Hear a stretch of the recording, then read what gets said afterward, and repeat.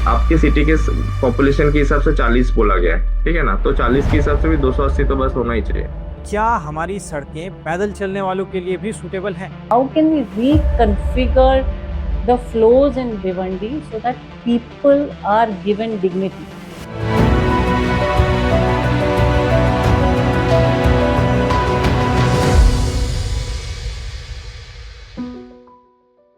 Master plan transport पर बात करते समय रोड नेटवर्क्स, नेशनल और स्टेट हाईवे, रजिस्टर्ड गाड़ियों की संख्या, पब्लिक ट्रांसपोर्ट के अलग अलग मोड्स जैसे बस, रेल, मेट्रो, एक्सीडेंट डेटा, इन सब का जिक्र करता है। ट्रैफिक की समस्या पर बात करते हैं। ट्रैफिक को लेकर मास्टर प्लान में कई तरह के सर्वेस किए गए हैं, जैसे ओरिजिन डेस्टिनेशन सर्वे, जिसे शहर के 4 बड़े एंट्री या एग्जिट पॉइंट्स पर किया गया है: पाइपलाइन रोड, अंजुर फाटा, नदी नाका और चामिंद्रा। इन सर्वेज के रिजल्ट्स में ये पाया गया कि भिवंडी शहर में आने वाले और भिवंडी से जाने वाले ट्रैफिक में सबसे ज्यादा शेयर कल्याण और थाने से आने वाले ट्रैफिक का है। दूसरा सर्वे ट्रैफिक वॉल्यूम काउंट का सर्वे है, जिसे शहर के 4 बड़े इंटरसेक्शंस या चौराहों पर किया गया, जैसे कल्याण नाका, कल्याण बाईपास, बंजारपट्टी नाका और शिवाजी चौक। इस सर्वे के रिजल्ट्स में ये पाया गया कि सिर्फ कल्याण नाके पर कशेली से बंजारपट्टी नाका की डायरेक्शन में रोड्स सैचुरेटेड है। आयरॉनिकली इसके बावजूद शहर की कई सड़कों को बढ़ाकर 24 से 30 और 36 मीटर तक कर दिया गया है, जबकि खुद मास्टर प्लान और दीगर ट्रांसपोर्ट एक्सपर्ट्स के मुताबिक सड़कों को चौड़ा करते जाना कोई खास सॉल्यूशन नहीं है। जब हम रोड वाइडनिंग करते हैं ना, तो ये एक शॉर्ट टर्म सॉल्यूशन है, मतलब कुछ दिनों के लिए वो ट्रैफिक को ईज करता है, इट्स ट्रू। तो जितना आप चौड़ा करोगे, हमेशा ये देखा गया है कि इनिशियल कुछ साल वो फायदेमंद होता है, और लॉन्ग टर्म में फिर ट्रैफिक आके वो रोड भी भर देता है, चाहे कोई भी रोड हो। तो it's not a long term solution. इस डायरेक्शन में एक सही सॉल्यूशन मल्टीपल ट्रैफिक स्टडीज का हो सकता है। जब हम ट्रैफिक रिलेटेड के ऊपर डिटेल में स्टडी करना चाहते हैं, तो इस सिर्फ ये 2 सर्वे से हमें सब कुछ नहीं मिलता सिटीज के बारे में, बिकॉज ट्रैफिक जो है ना वो काफी वेरिड होता है। जैसे कि ऊपर बताए गए 2 सर्वेज के अलावा और कई तरह के सर्वेज होते हैं जो ट्रैफिक को जांचने के लिए इंडियन रोड कांग्रेस और दूसरे कोड्स बताते हैं, जैसे कि रोड इन्वेंटरी सर्वे, रोड्स का डिटेल डेटा देता है, parking surveys, axle load calculation, para transit studies, pedestrianization वगैरह। तो इसके अलावा भी और भी बहुत सारे सर्वेस है, जैसे हम जंक्शन के लिए डिजाइन जो करते हैं, उसको हम टर्निंग अराउंड जो मूवमेंट होता है उसका एक सर्वे करते हैं। उससे हमें पता चलता है कि जंक्शन को अगर इंप्रूव करना है, कोई पर्टिकुलर हर एक सिटी में कुछ तो मेजर जंक्शन होते हैं जहां पे मान लो कंजेशन हो रहा है, तो हमें उसमें लिए पेडिस्ट्रियन काउंट्स भी सर्वे होता है। तो उससे हमें पता चलता है जो लोग चल रहे हैं वो कैसे चल रहे हैं, कहाँ से रास्ते को, रोड को क्रॉस कर रहे हैं, है ना, कितने वॉल्यूम में क्रॉस कर रहे हैं। तो उसके बेसिस पे फिर हम उस रोड को डिजाइन करते हैं। बहुत सारे सर्वेस होता है जो करने के बाद हमें वो एक सिटी का होलिस्टिक ट्रैफिक का जो मूवमेंट है, लोगों का जो पैटर्न है, वो भी बताता है। इन सर्वेस में बेहद अहम सर्वे रोड इन्वेंटरी सर्वे है, जो किसी भी सड़क के कंप्लीट डेटा सेट को कवर करता है, जैसे कि रोड के साइड में जो गटर्स हैं उनकी कंडीशंस कैसी है, उसमें टूट फूट तो नहीं है, फुटपाथ की कंडीशंस कैसी हैं, कोई अनऑथराइज्ड पार्किंग तो नहीं हो रही है, इलीगल इंक्रोचमेंट्स तो नहीं है, ड्राइववे की चौड़ाई इनकंसिस्टेंट यानी छोटी बड़ी तो नहीं हो रही है, इसी तरह रोड के स्लोप और उसके सरफेस की कंडीशंस कैसी हैं। इसके ज़रिए से ट्रैफिक के माइक्रो इश्यूज को जानकर उन्हें रिजॉल्व किया जा सकता है। इसको इस तरह से समझिए कि एक ही रूम अनऑर्गेनाइज्ड होने के बजाय ऑर्गेनाइज्ड कंडीशन में हो तो ज़्यादा लोगों को बहुत आसानी से ऑक्यूपाई कर सकता है। इसी तरह इन सर्वे के रिजल्ट्स को जब इम्प्लीमेंट किया जाएगा तो एक वेल मेंटेन्ड रोड बनेगा जो कि ज़्यादा एफिशिएंट होगा और ज़्यादा ट्रैफिक को अपने अंदर समो सकेगा। तो अगर रोड मैनेजमेंट हम थोड़ा सा अच्छे से करेंगे तो जितना स्पेस है वो स्पेस में भी हम और भी लोगों को एकोमोडेट कर सकते हैं।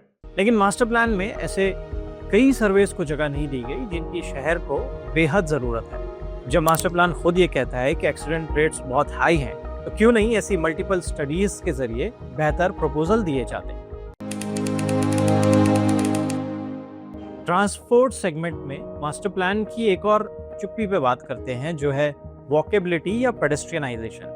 यानी क्या हमारी सड़कें पैदल चलने वालों के लिए भी सूटेबल हैं? वॉकिंग स्पेस के लिए उसको फिर लोगों के कंफर्ट तक ही हो, तो उस हिसाब से स्पेस को डिजाइन करते ताकि उस तो जो पेडिस्ट्रियन है, जो वॉकिंग पॉपुलेशन है, तो उनकी हेल्प हो, तो उसी को पेडिस्ट्रियनाइजेशन बोलते हैं। एक्सपर्ट्स के हिसाब से इंडियन सिटीज में पैदल चलने वालों की अच्छी खासी संख्या है। जैसे कि WRI यानी वर्ल्ड रिसोर्स इंस्टीट्यूट इंडिया का डेटा कहता है कि मुंबई की डेली ट्रिप्स में से 51% पैदल होती हैं। इसी तरह सेंसस 2011 के डेटा 42% इंडियन सिटीज की ट्रिप्स को वॉकिंग या साइकिलिंग पर आधारित बताता है। अगर भिवंडी में कोई पेडेस्ट्रियन सर्वे किया जाता तो शायद ऐसे ही कुछ रिजल्ट्स आते, लेकिन इसके बावजूद भी क्यों आखिर सड़कों का 90% हिस्सा सिर्फ गाड़ियों को केटर करने के लिए बनाया जा रहा है? सो ट्रांसपोर्ट प्लानिंग, उसका कोर जो विजन है, it is to move vehicles and it's about efficiency, speed of that, the flow on the street. उनका main what shall I say viewpoint या focus is on that. They are not bothered about people who are walking. And ये walking का एक centrality है हमारे cities में, तो how will you plan for that? या टू व्हीलर्स बहुत हैं, तो do you need a dedicated lane for them, you know? But ये होता ही नहीं है। कितना भी सोचो, I think there are some Asian cities जहाँ टू व्हीलर्स के लिए एक सेपरेट लेन है, at least number of accidents will come down. तो ये हमारे यहाँ अभी तक that kind of thinking from first principles for our cities जो होना चाहिए वो नहीं हुआ है। How can we reconfigure the flows in Bhiwandi so that people are given dignity? So all the studies are about, like you said, origin destination of vehicles, and people are supposed to mean people को क्या planning करना है, you know? People will find their way through or between or whatever. Now we have got to a point कि people have nothing. I mean, you can't walk in Bombay. In fact, somebody else was telling us कि they did a study, I think WRI से कोई कि how long can you walk in a Bombay street without interruption? So they found 11 seconds. Up 11 seconds. Then you have to hop, skip, jump, move. You know, the pavement is dug up. उसमें कुछ अड़चन है. You have to get off the street. So this is the crazy situation in our city. We need a completely different way of planning. यही नहीं, शहर भिवंडी का master plan उठाइए तो इसका एनेक्चर 7 आपको बताएगा कि रोड्स कैसी बनाई जाए। इस बात को 18 मीटर चौड़ी रोड की एक एग्जाम्पल से समझते हैं। वही रोड जो रईस कैंपस के सामने से धामननाकी की ओर जाता है, जो एक 18 मीटर का रोड है जिसे हाल ही में कुछ बनाया गया है और कुछ का काम अभी भी जारी है। मास्टर प्लान की इस ड्राइंग में इस 18 मीटर चौड़े रोड को अगर आप देखें तो इसमें सड़क के दोनों जानिब करीब 8 फीट चौड़े फुटपाथ होंगे जिनमें पेड़ लगाने की जगह है। कुछ जगहों पर रिक्शा वगैरह खड़ी करने के लिए एक ले बाय पार्किंग स्पेस है। पैदल क्रॉसिंग भी होगी जहां से आसानी से व्हील चेयर भी गुजर सके। डिवाइडर पर स्ट्रीट लाइट और हरियाली हो, लेन की मार्किंग होगी, स्ट्रीट वेंडर्स के लिए भी कुछ जगह होगी और ऐसे ही कुछ रिकमेंडेशंस इंडियन रोड कांग्रेस भी देता है। हम एक फुटपाथ पर हम जनरली ऐसा करते नहीं है, हम फुटपाथ देते ही नहीं है। कभी कभी लोगों को बोलते हैं तुम रोड पे ही वॉक करो, है ना? पर देखना, पर रोड में कितने व्हीकल चलते हैं, और वो व्हीकल चलते हैं तो एक बड़ा व्हीकल जितना स्पेस लेता है उसमें एक ही बंदा या 2 बंदे बैठे रहते हैं, है ना? तो इतना बड़ा एक स्पेस ले रहा है, सिर्फ 2 लोगों को लेके जा रहे हैं, उतने स्पेस में कितने सारे लोग वॉक करके चले जाएंगे। एक नजर डालिए इस सड़क पर, क्या बताया कि स्टैंडर्ड्स का इम्प्लीमेंटेशन करवाना कॉर्पोरेशन की जिम्मेदारी नहीं। हर रोज हजारों बच्चे यहाँ से स्कूलों के लिए पैदल गुजरते हैं। शहर की अक्सर जगहों पर बूढ़े, बच्चे, महिलाएं ऐसी ही परेशानियां फेस करते हैं और किसी व्हील चेयर से गुजरने का तो सोचा भी नहीं जा सकता। IRC और डेवलपमेंट कोड के हिसाब से 24 और 30 मीटर वाली सड़कों पर फुटपाथ के साथ साथ साइकिल ट्रैक्स भी होने चाहिए। आप एक नजर जरा आगरा रोड, कल्याण रोड या चाविंदा रोड पर डालिए। रोड्स को चौड़ा करते जाने के बजाय जिस तरह से सिस्टमेटिक स्टडीज और उनका इम्प्लीमेंटेशन ज्यादा फायदेमंद है, उसी तरह ट्रैफिक का एक और सॉल्यूशन इफेक्टिव पब्लिक ट्रांसपोर्ट है। मास्टर प्लान में इस बात से सहमति तो है, लेकिन इसको लेकर कोई खास प्लान या प्रस्ताव मौजूद नहीं है कि how we can keep people from using personal vehicle to public transport.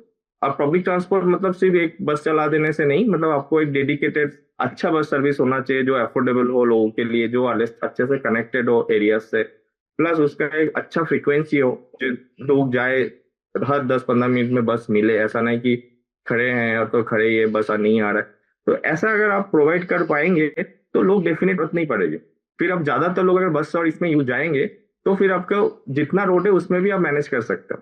खासतौर पर एक इंट्रासिटी पब्लिक ट्रांसपोर्ट जो शहर या उसके नज़दीकी इलाकों के अंतर्गत ट्रैवलिंग को आसान बनाए, जिससे शहर के हज़ारों इंडस्ट्री और वेयरहाउस वर्कर्स या और दूसरे हज़ारों लोगों को अपनी मंजिल पर जिससे पहुंचने में आसानी होगी। भिवंडी कॉरपोरेशन KDMT और TMT यानी थाने म्यूनिसिपल ट्रांसपोर्ट से इंस्पिरेशन लेते हुए इंटरसिटी न सही एक इंट्रासिटी ट्रांसपोर्ट पर ही विचार करे। Every city which is more than 2 lakh of population should have a bus service on their own. SLB बोलते हैं service level benchmark.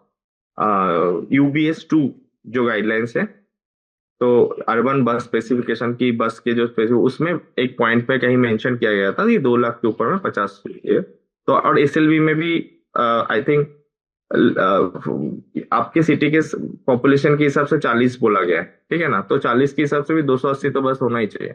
You have 2 lakhs of population, you have to start 50 bus with your services with 50 buses. Now every lakh you have to add 50, 50, 50. Now if you have let's say 7 lakh population, then your city should have 350 buses. क्योंकि URDPFI के मुताबिक city bus एक सबसे cost effective public transport का option है। Imagine करें BNCMC की एक 30 सीटर सिटी बस जो शेलार से अंजुर फाटा को जाते हुए अपने रूट पर एवरेज 60-70 लोगों को सर्व करती है।